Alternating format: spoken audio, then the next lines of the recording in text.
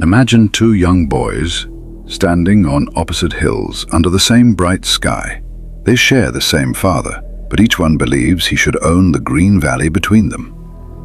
One boy wears simple desert clothes and dreams of wide, sandy plains. The other wears a colorful coat and hopes for fields of grain and grapevines.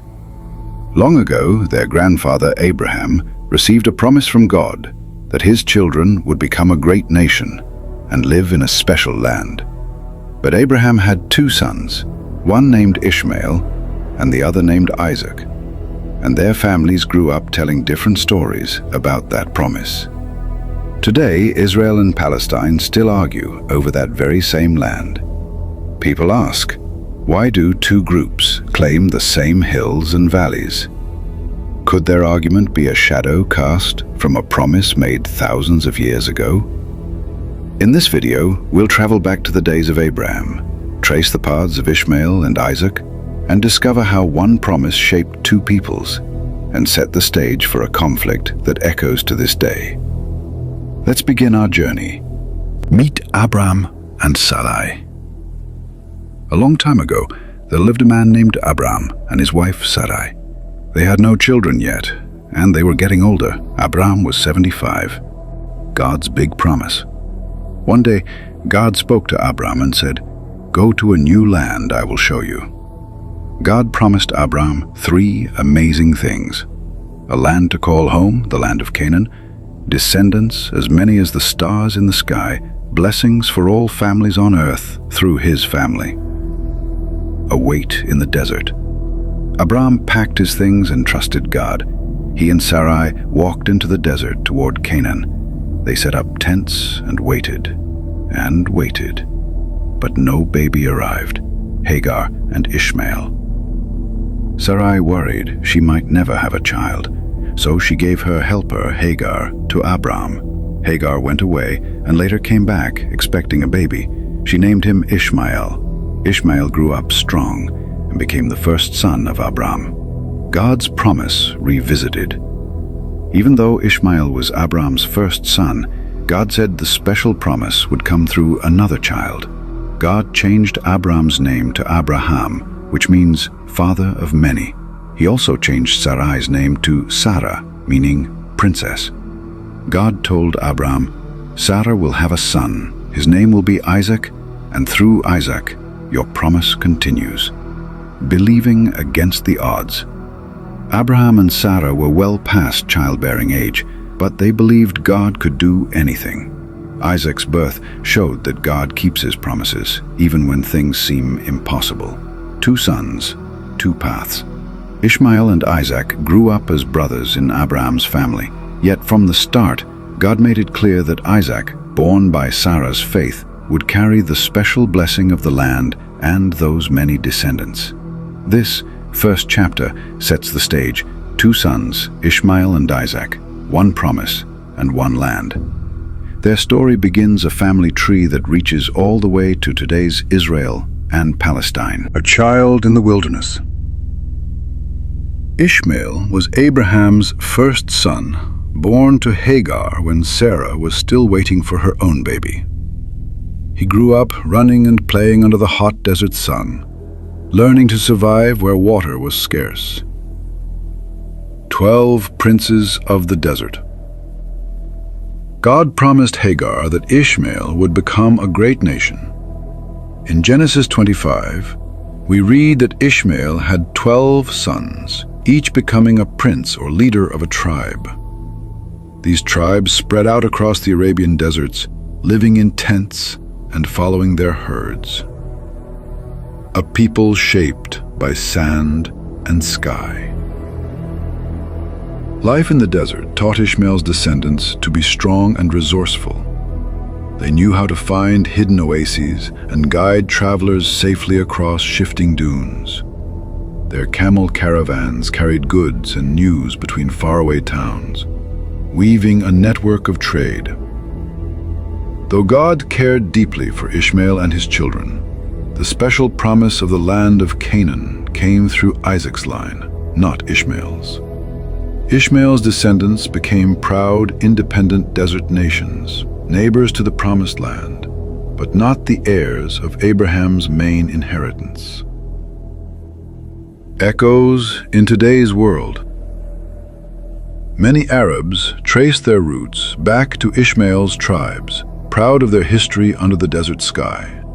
Just as those tribes once camped beneath the stars, today their cultures carry memories of hospitality, honor, and resilience.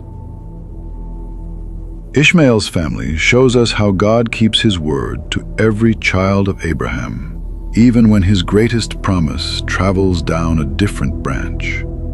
Understanding Ishmael's story helps us see why two peoples, Arabs and Israelites, share a deep, ancient connection to the same region. Isaac marries Rebekah.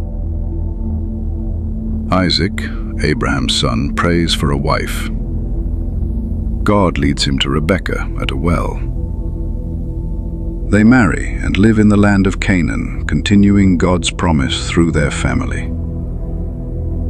The twin brothers. Rebekah becomes pregnant with twins who struggle inside her. God explains their futures. Two nations are in your womb.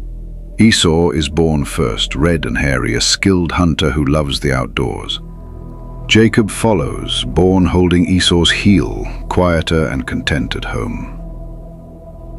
Esau sells his birthright. One day, Esau returns famished from the field. He begs Jacob for some stew. Jacob offers stew in exchange for Esau's birthright, the special rights of the firstborn son. Esau agrees without a second thought. He gains a bowl of soup, but loses his family inheritance. The stolen blessing. Isaac grows old and blind.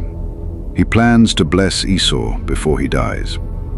Rebekah helps Jacob disguise himself as Esau, dressed in goat's hair, bringing tasty game.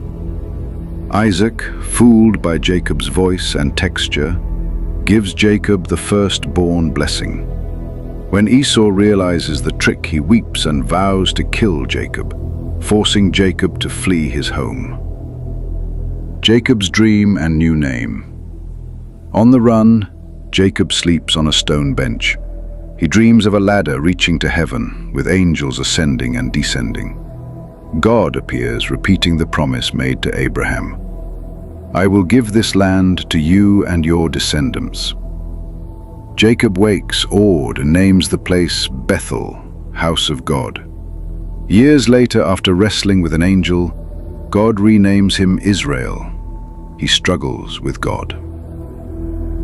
12 sons, 12 tribes. Israel, Jacob, marries Leah and Rachel and has 12 sons and 1 daughter. Each son, Reuben, Simeon, Levi, Judah, and the others, becomes the patriarch of one of the 12 tribes of Israel. Their families grow, settle the promised land, and keep alive the promise that began with Abraham and Isaac. These stories show how God's promise weaves through family drama, teaching us that his plans often unfold in surprising ways, through both mistakes and miracles. Freedom and the long walk home. After many years of being in Egypt, the Israelites grew very large in number, but lived as slaves. God sent Moses to lead them out, a journey called the Exodus. They walked through the Red Sea on dry ground, a miracle showing God's power.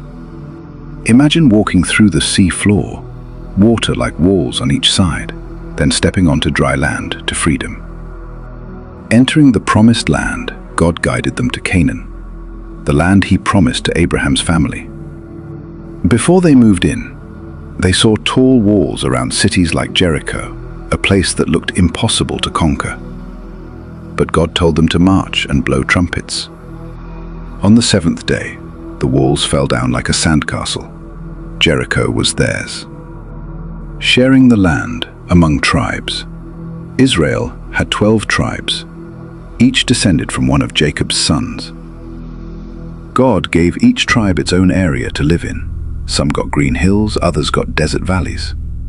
The boundaries weren't perfect lines on a map. Often fields and villages sat near where two tribes met.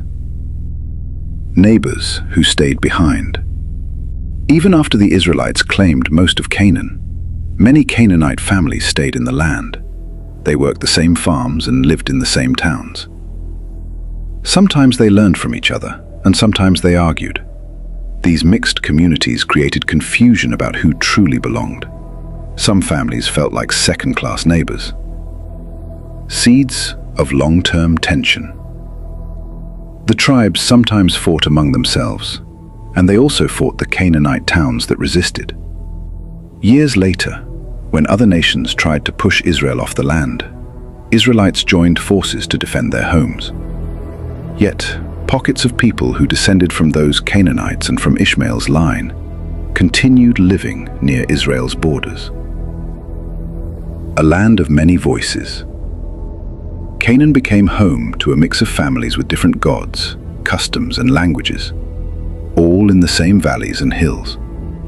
These early conflicts, over fields, water wells, and villages, reflected a struggle to share what God had promised one family. Their stories echo today. When land and heritage intertwine, hearts can hurt, and neighbors can turn into strangers. This chapter of return and conquest shows that even with God's clear promise, living together in the same land can be hard. Understanding these ancient battles helps us see why sharing space and respecting each other remains a challenge, even now.